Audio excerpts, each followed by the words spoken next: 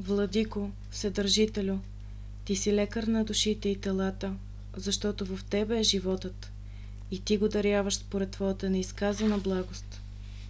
Погледни от висотата на Твоето пресветло жилище, от славата на Твоето всемогъщество, наклони благоволението си към моята смирена молитва и помилвай моя родител, който страда, измъчван от болест. Ти виждаш неговите страдания и моята синовна скръб.